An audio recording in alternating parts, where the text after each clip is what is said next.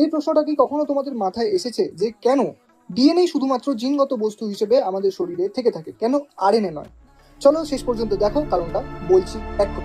সব থেকে গুরুত্বপূর্ণ যে বিষয়টা হলো সেটা হচ্ছে আমাদের ডিএনএ এর মধ্যে যে সুগার কমপ্লেক্সটা রয়েছে বা যে গ্লুকোজ পোর্শনটা রয়েছে সেই পোর্শনটা। কারণ এই পোর্শনের বা গ্লুকোজের আমরা যদি সাইক্লিক ফর্মটা দেখি তাহলে আমরা দেখবো ওর 2 নম্বর কার্বনের ডিএনএর জন্য একটা অক্সিজেন কম রয়েছে, মানে 2 নম্বর কার্বনে শুধুমাত্র একটা হাইড্রোজেন অ্যাটাচ রয়েছে, যেটা তোমরা এই স্ট্রাকচারে দেখতে পাচ্ছ। আবার যদি আমরা আরএনএ এর মধ্যে সুগার স্ট্রাকচারটা বা গ্লুকোজ যে পোর্শনটা রয়েছে সেই জায়গাটা যদি আমরা দেখি, সেইখানে আমরা দেখবো যে 2 নম্বর কার্বনে হাইড্রোজেন নেই, একটা ওএইচ রয়েছে। আরএনএ এর 2 নম্বর কার্বনের মধ্যে যে এই ওএইচটা রয়েছে, যেটা কিনা ডিএনএ তে নেই, সেটা আরএনএ কে বেশি পরিমাণে রিঅ্যাক্টিভ বা অধিক রাসায়নিক সক্রিয় বানিয়ে দেয়, যেটা কিনা অন্য যে কোনো রাসায়নিক বস্তুর সাথে আরএনএ কে সহজেই রাসায়নিক বিক্রিয়া করতে সাহায্য করে, যার জন্য আরএনএ ডিএনএ থেকে কম স্টেবল হয় এবং সহজেই ধ্বংস হয়ে যেতে পারে বা চেঞ্জ হয়ে যেতে পারে।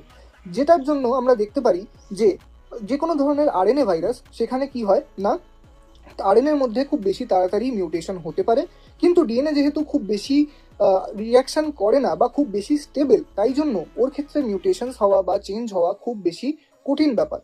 আর এই স্টেবিলিটির কারণেই ডিএনএ আমাদের শরীরে জিনগত বস্তু হিসেবে কাজ করে থাকে। এরকম ধরনের টিপসের জন্য আরও ফলো করো বং বায়োকে।